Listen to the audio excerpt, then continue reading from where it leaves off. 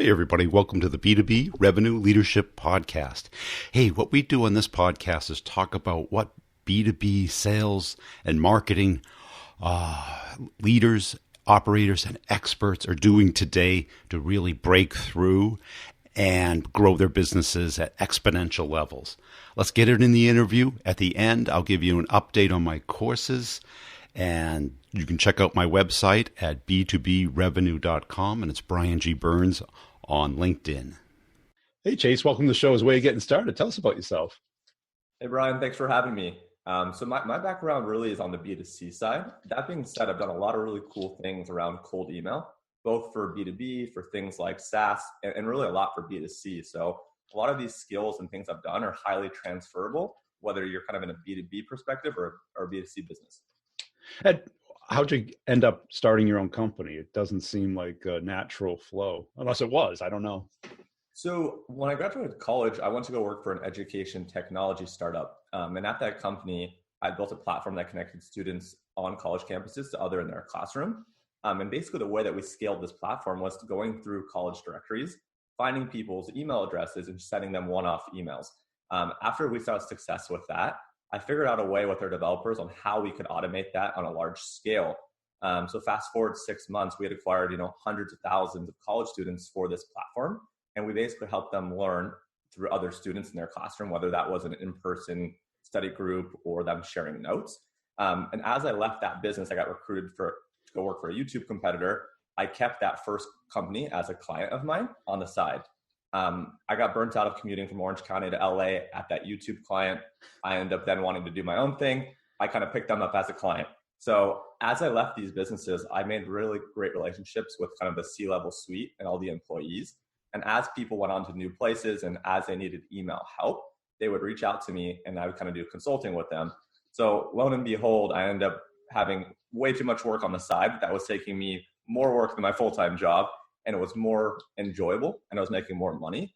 So I ended up deciding to go kind of work for myself and do consulting all around email marketing for B2B and B2C businesses. Yeah, because email's changed a lot in the last 5 years, hasn't it?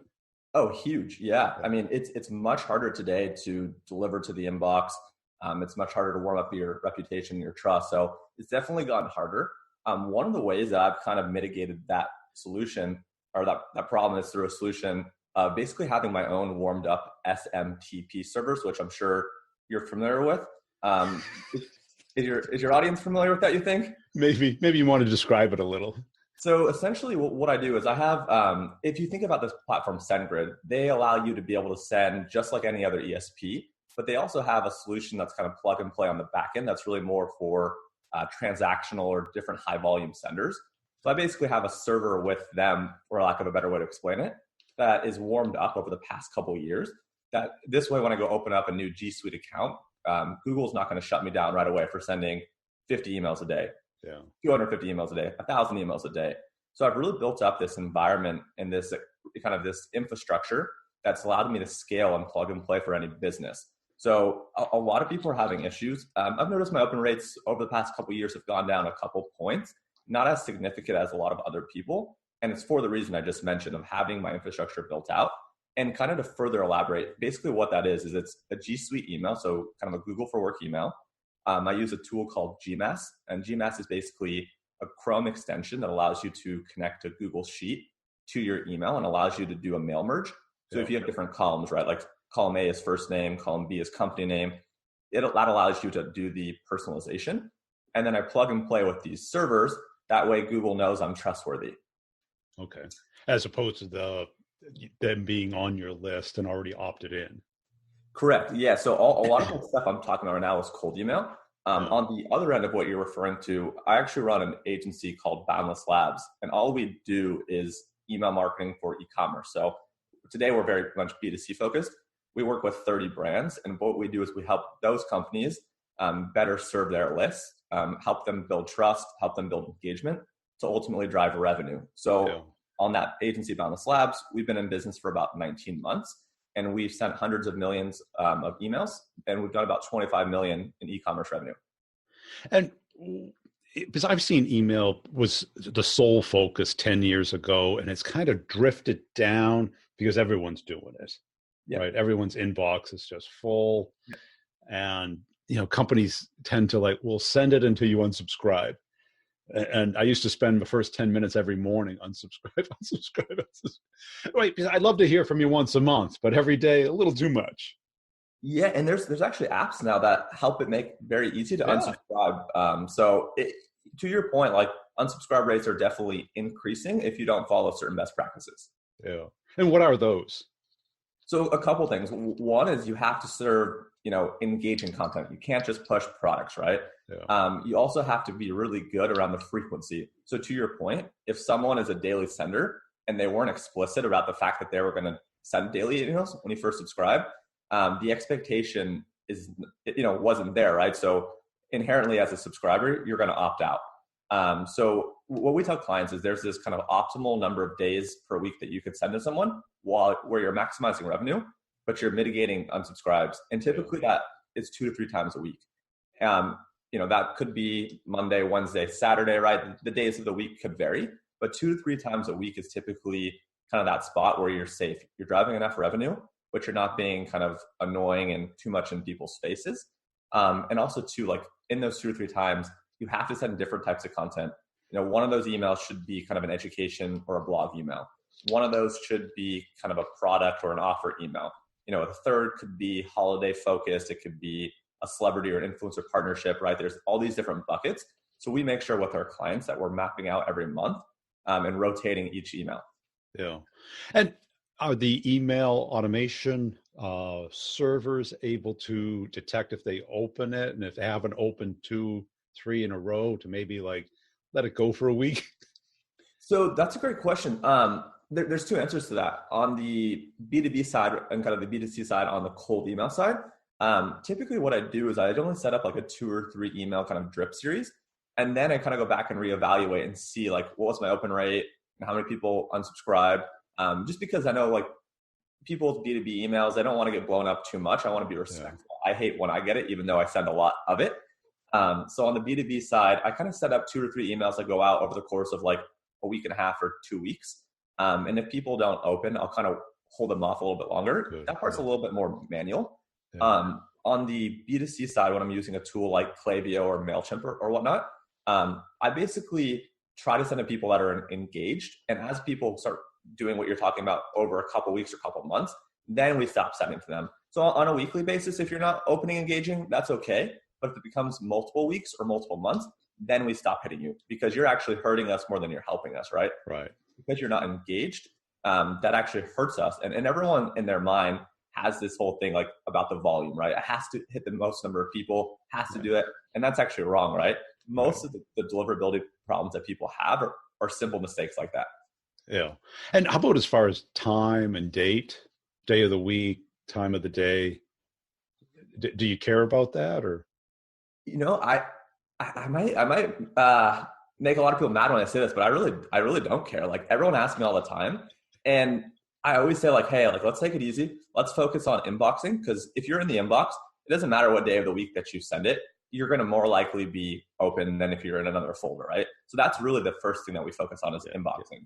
The second thing that we focus on the B2C side with some of our clients is, hey, if we send an email out and we run an A/B test and we don't get the optimal open rate that we want, we can always resend that same email next week with a different subject line. Right. So for me, I've been doing this for so long. We've sent hundreds of millions of email. It's so casual, right? There are ways to make up for it if we don't get the result that we want. Where I think people are so obsessively focused on hitting the right day and the right time that often that kind of allows them this perilous of not sending it at all, right? They're overthinking things, they're overcomplicating it. They're doing too much to cram things in. So I'm a lot more relaxed and hey, it's going to be okay. If we send it and it doesn't work, we can send it again. Right. Yeah. Tomorrow always comes. Now, How do you get clients? So a couple ways. So one has been referrals. So working with current clients, they refer a friend or a family member. The second is that client in particular that we work with is typically a serial entrepreneur. So they'll normally start us with one of their brands. And as we prove ourselves and prove our value, they'll bring us on to brand 2 or 3. And then also too, as we kind of get in a lull, either if we're kind of onboarding new employees or if we want just more clients, I'll do cold email. So basically what I'll do is I'll go find a list of people that are on Shopify and Klaviyo. So Shopify is the e-commerce platform that most of our clients are on. Klaviyo is the email platform that we're really kind of specializing in and partners with. So I'll go find people that have those, technology preferences or technology uses, and I'll send them a highly personalized email. And at the point where I'm at now, a lot more people like the stats that we have, right? I could say, oh, we work with the Chive and we work with Clover Health, right? And you can kind of name drop, which I know it's kind of annoying, but it really works having that social proof. Yeah. And then also too, like, as I mentioned, over the past 19 months, we've done $25 million in email revenue for our clients. And at this point now, that's growing by like $4 or $5 million a month. And very few people either have done that or telling people they do that, right? That's not typically in a pitch. So we're leveraging that and telling people, hey, let's hop on a call. Happy to give you advice. At the very least, you're going to walk away with a lot more information, and it won't cost you a single thing. And why would they come to you versus trying it themselves? So a lot of people actually do try it themselves. They have someone in-house. That's a good client, right? Yeah, that's a good prospect. Exactly. The prospect that's done it in-house and has done their best but has fallen short is a great prospect, right? Because they know that they need help. And oftentimes too, like, we have 3 ways that we work with a client. One is just strategy and consulting. So that's working with that in particular person and saying, hey, you've done a great job getting the foundation, but let's scale this. Like, and here's some ideas that you haven't done. Let's take this to the next level. And they're really intrigued because they personally want to develop their skills and they want to get better. And it's really like us holding their hand. So that's one way that we work with them. That's kind of like, you've done a great job. Let us help you get better. On the other end of the spectrum, it's like, let us do the work for you. You've done a decent job, but there's so much more that we could do. And unfortunately, because you're the CEO or you're the founder or you're the CMO, by you being too involved in this process, you're going to slow us down and you're going to slow yourself down. So kind of, and then in the middle, we kind of have a package where we do like strategy plus light execution. Some people on the B2C side, they understand how to do campaigns, right? Campaigns are easy. It's like Valentine's Day is coming up. I'll just send a promo, whatever. But they don't understand email automation. They don't understand welcome series, upsells, cross sells, abandoned carts, right? Customer review requests. So that part they outsource to us. Yeah. Okay. The more complicated stuff. Yes. Yeah. And how else can they monetize this list? Did they put it into lookalike campaigns on Facebook or other platforms? Yeah, so above and beyond just monetizing their own audience for their own products, there's a couple things that we do. One is a referral program. So leveraging your own subscribers to refer their friends and family. If you have a great product, word of mouth is happening already. Might as well incentivize both the referrer and the referee to get a discount, right? So it's a whole Uber model of give 5 to get 5, right? Or give a ride, get a ride type thing, right? So those are super successful. And to your point also too, leveraging those audiences for top of the funnel, whether it's retargeting your own audiences or leveraging them as lookalikes, is a really great way to drive, more quality leads. Cool. And where do you see yourself taking the company? Yeah, so our company, pretty much last year was our full calendar year being in business. We scaled pretty quickly, scaled to about 30 clients, and it was just myself and my partner. So we just brought on 2 employees. So we're not 4 people. We're about to hire 2 more people. So our goal is to do, I want to do, when I first started, actually, I wanted to do $100 million in email revenue over 5 years. We're about 19 months in. We've done 25. I want to get that $100 million mark now by year 3. I really want to help impact people's businesses and really help better the lives of our employees and the people that even hear things like this. So I think our goal is to keep growing. I would love to build this into like an 8-figure business over the next 5 or 7 years. This year we'll do 7 figures, and I want to keep growing the business as we have been. And who owns this problem typically within your customer base? Is it demand gen? Do they have a particular department for this? Yeah, so that's a great question. Email is something that's not sexy, right? People always forget about it. It's something that's just like, oh, we set it up 2 years ago and I think we're okay. It's like, that's not how it works. So typically they might have a social media manager that might be doing email on the side, right? Like social might be 90% of their job and email might be 10% of the job. Again, they're great candidates for us to go into and say, hey, we're going to hold your hand and teach you to be doing email, because email should be at least 50% of what you're doing alongside social, right? So sometimes people have an email marketing manager that's dedicated to this, but most often it's a marketing employee that is working at a startup that just got this tossed on their plate, right? They didn't sign up for this. They don't have a skill set in this, and they just have a great attitude, and they're doing the best that they can. And how about as far as the best way to acquire and get email addresses of real people that have the pain that the company solves versus just somebody who wants a free giveaway ebook or whatever? Yeah, giveaways, to your point, are such a mixed bag, right? You really end up with a lot of people on your list that you pay a lot of money to have that they don't value. They don't open. They don't do anything for you. So I'll answer that question, but right after say this, I really think this year more companies should move to the model of like cross promotion. So instead of running a giveaway where people enter this thing and it takes 2 weeks and they want all these packages and that's all they want, go find a brand that's complementary, non-competitive, and give each other's audience a discount. So for example, Brian, if you had company A, you might come to me as company B and say, hey, Chase, let's each give each other's 10% off on our products and let's drive traffic to each other and let's see how that goes. I think more companies need to go to that. And as I've been explaining it to clients, people are like, oh, that sounds cool. I'm like, let's do it. And they're like, well, I like this giveaway thing. Giveaways are so, familiar and overdone. Like no one wants to try this new thing I'm talking about. But yeah, I think people want the big list versus the most effective list. Yes. Because like every 3 months, like I trim mine, like people who don't get the autoresponder, but they're on my list and I'm paying for them. Goodbye. If you can't even confirm your email address, there's no sense having you. Exactly. We have a client that we're auditing right now. I'm not going to say their name, but they have 1 million people on their list. I ran a segment. 40% of those people have actually opened an email over the past 180 days. They're basically paying Klaviyo $7,000 a month, where they probably should be paying them $3,000 a month, right? Yeah. That's an extra like almost $50,000 a year that they could be reinvesting somewhere else, on an employee, on top of the funnel.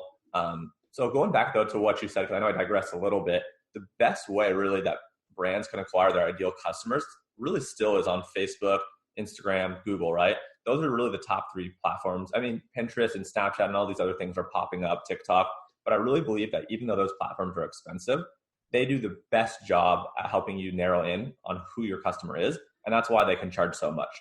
So that to me really is like, again, I've done a lot of cold email for B2C acquisition. Most of that's been for like building newsletters that I had, or communities like forums, or social platforms, which was great for acquisition, but I never actually asked those people to purchase anything, right? Right, it's different. So it's very different. So I really believe those 3 platforms. And then as you have your audience, as I mentioned before, having things like referral programs and ambassador programs that incentivize your current customers to share with their friends is another great way. That's it, because I've seen people like on the webinars and pretty much every type of medium, when you do partner up with adjacent vendors. Yes. And what always worked well for me when I was sold was partnering up with the product they buy before they buy mine. Yes. And you add value to them, you host the event, or you pay for it, or you generate all the content for it, but they participate in it and they invite their customers. And all of a sudden you're the next layer of technology they buy on top of it. Exactly. And we do a similar kind of thing on our agency side, as we partner with people that run Facebook ads and Instagram ads. We partner with people that do SEO. Because the e-commerce ecosystem is so large, people are really just specializing right now. I mean, there's a lot of big agencies that do a little bit of everything, but if you look at their churn, it's through the roof, right? Yeah. So we found through being specialists, and I had 2 agencies before this that offered everything. And I felt like, Brian, like if I had a conversation with you today and I told you I did everything, you would walk away from this conversation really hearing that I did nothing, right? Yeah. Jack of all trades, master of none. But now, Brian, after this conversation, you're going to walk away saying, oh man, this Chase guy's so good at email. Like he really knows what he's talking about. And that context shifting of people really understanding what I do and the impact that we have has been really great for landing deal flow. And kind of to your point of like you partnered with the service that other people were buying before you or after you. We do that same thing with other complementary service providers. And it's been a really great deal flow. They either white label us or they introduce us directly. And it's been huge for business. How about as far as using like the other data sources that can take an email address and then populate it out with location, full name, maybe phone number, address, income? Have you looked at those, either People's or Full Contact or? Yeah, so some of like the data enrichment, for lack of a better word. Yeah. We have done some of that stuff, more on like, just trying to understand like who our audience is. Yeah. Like back in the day, we used to leverage Facebook for a lot of that stuff, right? Facebook used to spit out like, oh, this is everything you need to know about your audience. And obviously, as they've kind of strickened up and gotten more private, they have a long way to go, right? They don't give that as much. So we use a lot of that to understand our audience. I haven't truthfully used it as much for like targeting our audience and hitting them with, hey, we know you make 100K, come buy this from us, right? But we've done it to like really understand like who are our customers, who should we go after, how do we get more of those types of people? So I think there's a lot of value there. Yeah. Cool. And do you see any technologies out there that you're excited about in this space, leveraging email and automation? And yeah, there's two things that I'm really intrigued by this year. One for email is AMP technology. Are you familiar with AMP technology? No. So basically, emails this year are going to become a lot more interactive. So if you think about a web page where you can scroll between a product carousel, where you can scroll between product reviews, that technology, at least for Klaviyo, the platform that I use primarily, that's now available for there. So you basically can almost make an email as if it was a landing page, right? People can do a lot more things and learn a lot more from your email and engage with it without having to leave. So that's one thing that I'm super intrigued and excited about this year. I haven't seen anyone doing it yet. We have some developers that we're working with to try to build like some of the first models of it. So that's one. I think it's going to be huge for engagement. And the clients that are going to be the first movers of that, I think are going to have the highest engagement, right? Obviously, as everyone does it, I think it's like literally called like the law of shitty click-throughs. Or like as everyone is that the official name? Yeah, or maybe that's the made-up name. Maybe that's like the law of shitty click-throughs, because we're going to roll with that. Quote. Yeah, is as everyone does the same thing, right? Inherently, it decreases. Right. It diminishes in value. Exactly. So like with Facebook Messenger, again, kind of jumping around, like the open rates and the click-throughs initially were so high. And again, I think they are still pretty high, but I've got to imagine they've diminished, right? As people have learned and see more companies do it, right, it's decreased. So I think the first people to leverage this AMP technology are going to be, again, the first movers and have the most benefit from it. That's one. The other one that I'm really intrigued by, I haven't tested, but really want to try just figuring out how, is there are a couple of companies out there that basically can identify anonymous traffic on your website and assign them an email address. So say you get 1,000 visits to your store a day, they omit the people that you already have on your list. So maybe that's 200 people they omit. So 80% of the traffic on your site is anonymous. You don't know who they are. Right. And these companies claim that they can find and identify about 20 to 30% of that traffic. And actually, they do an IP lookup and somebody has a hash table. Yeah, so they turn it into a hashed, and then they have someone else, or they do it themselves, where they turn the hashed email into a plain text email. Yeah. So I think that's kind of interesting. I don't know, again, with like the California law around data privacy and obviously GDPR and certain things, I've been a little bit hesitant. That's funny, coming the fact that I've sent tens of millions of cold emails. Obviously, that's probably in the white and the gray too, but that's one thing that I really want to test this year. I'm just trying to figure out like how and does this make sense, and what are the rules, what are the legalities. Is it illegal? In B2B, we've had that for probably 15 years. You can tell certainly the IP address that's on your website, which then can translate into the company name. And then you can go on LinkedIn and go, we typically find these people, and it might be 5 to 50 people, but now you at least know that somebody there cares. And if they don't convert, you can just kind of start doing cold outreach to them. With a kind of an open-ended question of, hey, have you ever had this problem before? So to your point then, like, I guess the B2B world was a lot more advanced and kind of ahead of the times with that. Now B2C is starting to offer it, and actually it makes the work so much easier where they're actually giving you, right? You don't have to do all this research. Because on B2B, right, like what I've learned on B2B, and again, correct me if you disagree, like B2B, like you need scale, but you don't need as much scale as B2C, right? Like on B2B, right, because the deal flow is higher, because average large dollar amounts. Yeah. Yes. Like for us, for example, like if we sign one client on the agency side, that's somewhere in the ballpark of, let's call it like $3,500 to $3,500 to $5,000 a month, right? Yeah. It's kind of our average service offering. Whereas on the product side with our clients, they might, if they're lucky, sell a price $250, $500. So they'll need 8, 10, 15 people, right? for our every one. And ours are people that recur monthly. With them, they're making one-time purchases typically. We do have clients that offer subscriptions. So I think with this technology for B2C that makes it so easy, it's great because on B2B, again, you can't go find 5,000 people that visit your site every day. You don't have time. Right. So. And I think that somebody will probably build a service that will take a retargeting pixel and convert it to an email address. Yeah. This clearly they have it, right? Yep. Yeah. So, and maybe it might be a masked email address that you have to then pay to go through their server or something. Ryan, I think I'm gonna go build this right now. Yeah. Whoops. Hey, it's all recorded, man. Yeah. It's trademarked. Yeah. That's awesome. Cool. Hey, so where can people go to learn about your company, you, and connect with you? Yeah, so my website is boundlesslabs.io. So boundlesslabs.io. If anyone has any questions or wants to shoot me an email, either liking a point or hating on a point I mentioned, they can email me at chase@boundlesslabs.io. And then on LinkedIn, I'm Chase Diamond, no A in diamonds. Cool. I'll send all the haters your way. Yeah, send them my way. Happy to answer any questions and entertain anyone. Hey, I hope you enjoyed that interview. Hey, I want to make sure you're checking out b2brevenue.com. That is where you can get a free copy of an ebook that I did. It's a real ebook. It's not a fluff book. It shows and talks about how companies make buying decisions and how you can influence that from both a marketing and a sales standpoint, how to find all the people that are in the decision path and what they need to see, know, and touch and feel before they make a product selection. If your team needs some coaching, some help, some training, some systems, some processes that do work today, because we know what doesn't work, or you know what doesn't work, I'll show you what does work and how to connect and get into pretty much any account. It includes deal coaching and content community, and I can customize it for your particular company. Just go to b2brevenue.com, look under training, schedule a call with me. We can talk it over, or just sign up. You can pay per month or all at once, whichever makes most sense for your budget.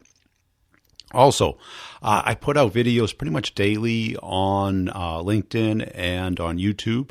On LinkedIn, it's Brian G. Burns, and on YouTube, it's Brian Burns Sales. Just search for that if you like to consume some video content. And if you see me on LinkedIn, please put a comment and a share and a like on some of the videos. I really appreciate it. I've got a company page for each podcast. This one, the B2B Revenue Leadership Podcast, where I put both content and humor videos out daily. And tell a friend about the podcast. Really appreciate you listening. Check out the show notes for all the partners and the connections you can make there, the coupon codes for the products to evaluate them, see if they're a right match for you. And we'll see you next time.